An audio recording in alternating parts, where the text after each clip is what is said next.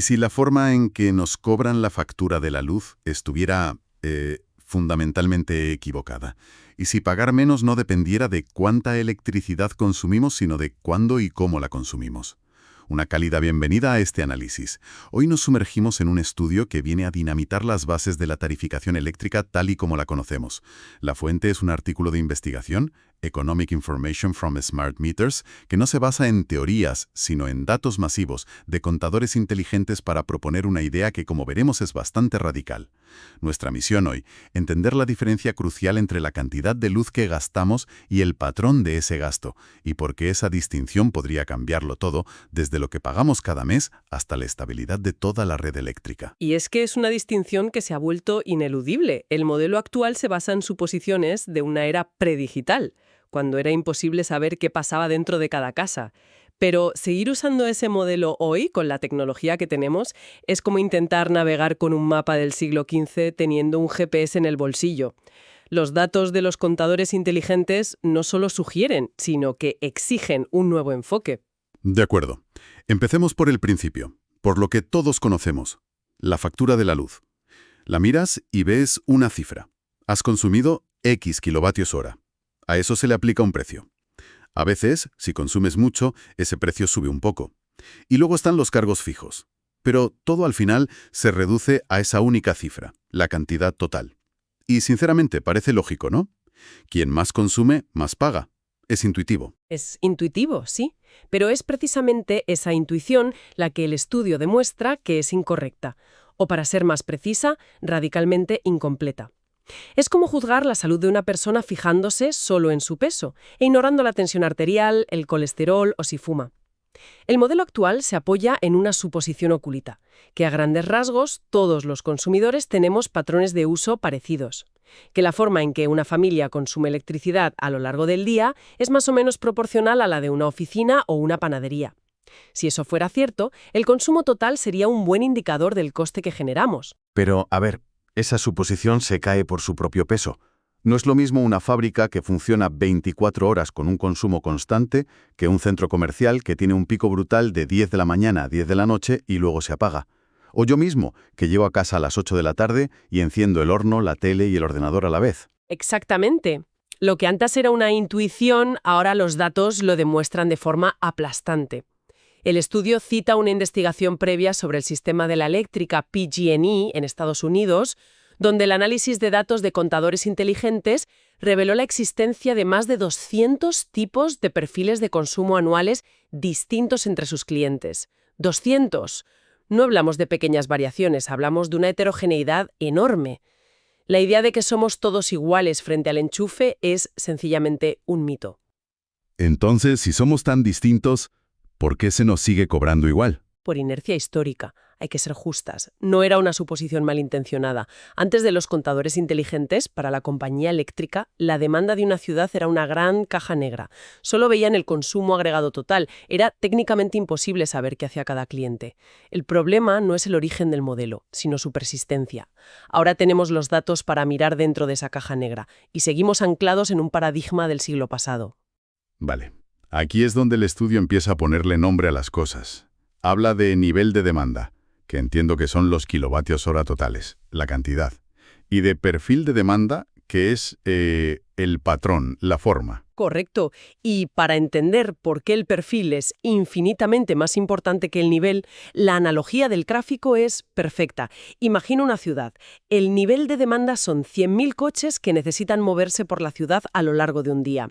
Si esos 100.000 coches se distribuyen de forma homogénea durante las 24 horas, la infraestructura de la ciudad, calles, semáforos, rotondas, lo soporta sin el menor problema. Pero si esos mismos 100.000 coches, el mismo nivel, intentan moverse todos a la vez entre las 8 y las 9 de la mañana, el sistema colapsa.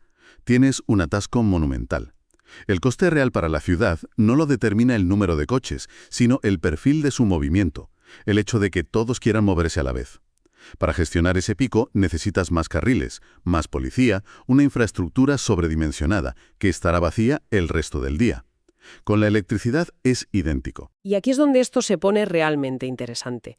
El estudio formaliza esta idea con un concepto clave, el impacto marginal en el coste del sistema, o MCI por sus siglas en inglés. Dicho de forma sencilla, el MCI mide el coste real, el estrés, que tu patrón de consumo concreto le genera a la red en un día determinado.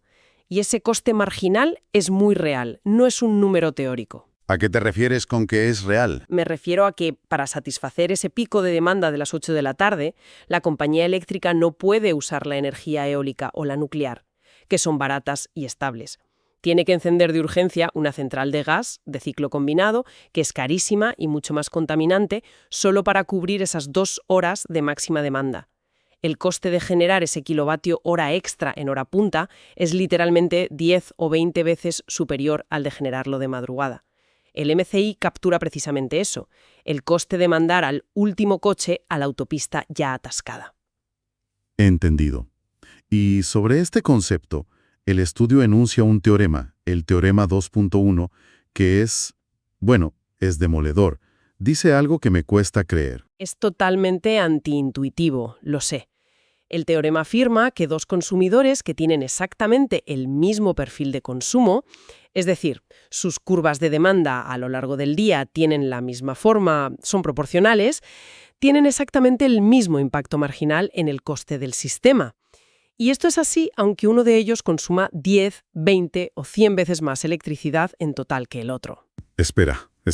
Creo que necesito que repitas eso. Me estás diciendo que si mi vecino tiene un chalet enorme con piscina climatizada, 3 congeladores y un coche eléctrico cargando, y yo vivo en un apartamento pequeño, pero resulta que encendemos y apagamos las cosas en los mismos momentos del día, nuestro impacto, el daño, por así decirlo, que le hacemos a la red es el mismo.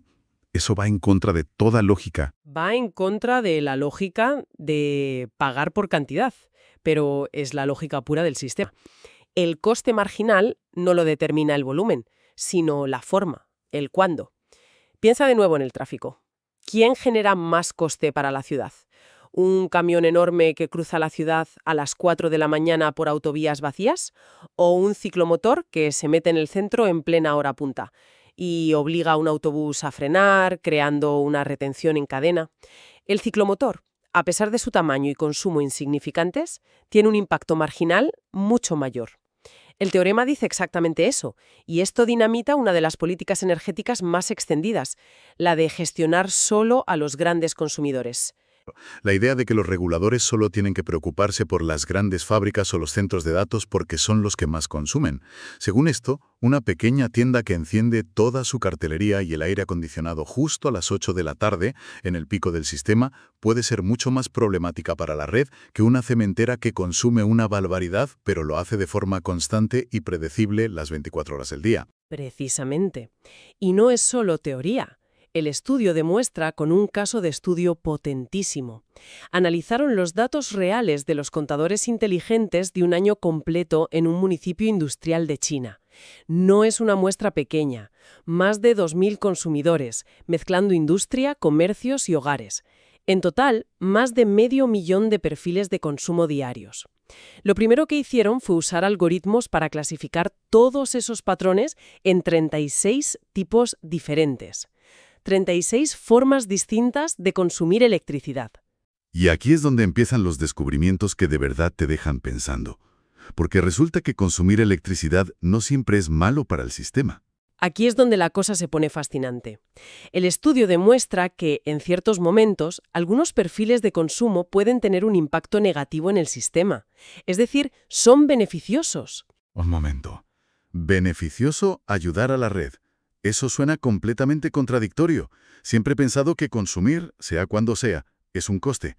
¿Quieres decir que la red eléctrica, en ciertos momentos, necesita que alguien consuma o que deje de consumir para funcionar mejor? Justo eso. El gráfico 1 del estudio es la prueba. Muestran un día concreto, el 18 de abril de 2014.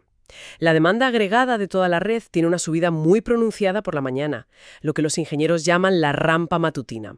Es el atasco de la mañana del que hablábamos, un momento de estrés máximo, porque hay que arrancar centrales muy rápido. Pues bien, en ese mismo momento, los consumidores clasificados como tipo 6 estaban haciendo justo lo contrario. Estaban reduciendo drásticamente su consumo. Actuaron como un contrapeso natural. Mientras la red sufría para subir, ellos bajaban, suavizando la pendiente, estabilizando el sistema. Su comportamiento no solo no añadió un coche al atasco, sino que retiró varios justo cuando más falta hacía. Tuvieron un impacto marginal negativo. Fueron valiosísimos. Entiendo. Y el estudio no solo mira el coste en general, sino que lo desglosa. Analiza el impacto de cada perfil en 3 áreas. Esa rampa de la mañana, la rampa de la tarde, cuando la gente vuelve a casa, y el nivel de demanda punta del día. Y cada perfil tiene su propia firma de coste. El gráfico 2 es un gráfico de radar, muy visual, que compara a 2 tipos de consumidores, el 16 y el 20. Se ve clarísimo. El tipo 16 es el problemático de la mañana. Su pico de consumo coincide con esa rampa. En cambio, el tipo 20 es el pecador de la tarde. Su impacto es enorme en la rampa vespertina y en el pico general. Cobrarles a ambos de la misma manera, basándose solo en su consumo total, sería ignorar que sus delitos energéticos son completamente diferentes. Me estoy imaginando mi propio perfil y seguro que soy un desastre. Llego a casa a las 8, enciendo la tele, pongo la cena, el lavavajillas. Debo ser el tipo 20 del que hablabas, el problemático de la tarde. Es probable que muchos lo seamos, y eso nos lleva de vuelta a la falacia de gestionar a los grandes. El gráfico 4 del estudio es la refutación definitiva de esa política.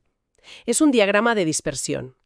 En el eje horizontal tienes el nivel de consumo diario de cada cliente, y en el vertical su impacto real en el sistema, su MCI. Si la política de a más consumo, más coste fuera correcta, veríamos una línea clara ascendente.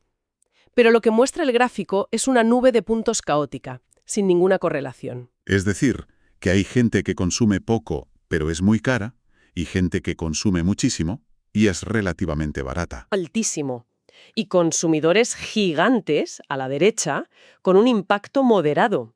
Es como en una cena con muchos invitados. No es el que más come el que más molesta, sino el que llega tarde, cuando la cocina ya está cerrada y pide que la vuelvan a abrir solo para él. Ese pequeño gesto genera un coste desproporcionado. Basar toda tu política de precios solo en el eje horizontal, en cuanto has consumido, es, según estos datos, un error garrafal. De acuerdo, el sistema está mal. Pero, ¿cómo de mal? Si tuviéramos que ponerle una nota, ¿qué nota sacaría? El estudio intenta medir esa ineficiencia. Y lo hace con una métrica muy ingeniosa que crean ellas mismas, el índice DOC, que significa grado de coherencia, degree of consistency.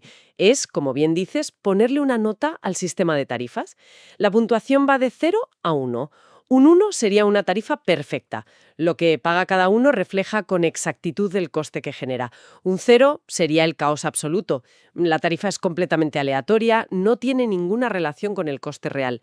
¿Y cuál fue el veredicto para el sistema chino que analizaron? Abrumador. El valor más alto del índice DOC que encontraron en todo el año, en el mejor de los días, fue de solo 0,38. Un 3,8 sobre 10. Vamos, que si el sistema de tarifas fuera un examen, llevaría repitiendo curso desde hace años. Es un suspenso rotundo. Y no por poco. Es una desconexión casi total. No es una pequeña ineficiencia que se pueda arreglar con un ajuste. Es un problema estructural profundo. Y esa ineficiencia no es solo un número académico. Tiene consecuencias muy reales e injustas. El estudio calcula que, en un día cualquiera, entre el 40 y el 60% de los consumidores están pagando una tarifa más alta que la de otros vecinos, que en realidad le cuestan más al sistema. Pensemos en lo que eso significa. O sea que mi abuela, que es súper metódica con su consumo, se levanta pronto, pone la lavadora en horas valle y es muy estable, le está pagando con su dinero parte de la factura al vecino que pone la secadora, el horno y carga el coche a las 9 de la noche. Es una subvención encubierta de los buenos perfiles a los malos. Es la definición perfecta de una subvención cruzada. El sistema actual no solo no incentiva el buen comportamiento, sino que en la práctica lo penaliza. Y penaliza a quienes a menudo son más vulnerables. Entonces, después de este diagnóstico tan demoledor, ¿cuál es la solución que se desprende del estudio? ¿Qué deberíamos hacer? La conclusión principal es un cambio de paradigma total. Debemos abandonar el principio de tarificación basado en el nivel de demanda y adoptar uno basado en el impacto marginal en el sistema. La pregunta clave que deben hacerse las eléctricas y los reguladores ya no es cuánto consumes, sino cómo y cuándo lo consumes. En la práctica, eso significa tarifas mucho más inteligentes y dinámicas, supongo. En lugar de castigar a todo el que consume mucho por igual, se debería poder incentivar de forma específica a quien ayuda a la red, como ese tipo 6 que vimos, y desincentivar a quien la estresa en momentos críticos. Exacto. Y un punto crucial que menciona el estudio al final es la idea de gestionar días particulares. Esto es muy interesante, porque no se trata de controlar y microgestionar al consumidor los 365 días del año, lo cual sería invasivo y complicado. El análisis muestra que para cada tipo de perfil hay unos pocos días críticos al año en los que su consumo es extremadamente caro para el sistema. La clave está en identificar esos 10 o 15 días al año y actuar solo en esos momentos con señales de precio muy claras. Hoy, de 7 a 9 de la tarde, la electricidad es prohibitiva, pero si consumes de madrugada es casi gratis.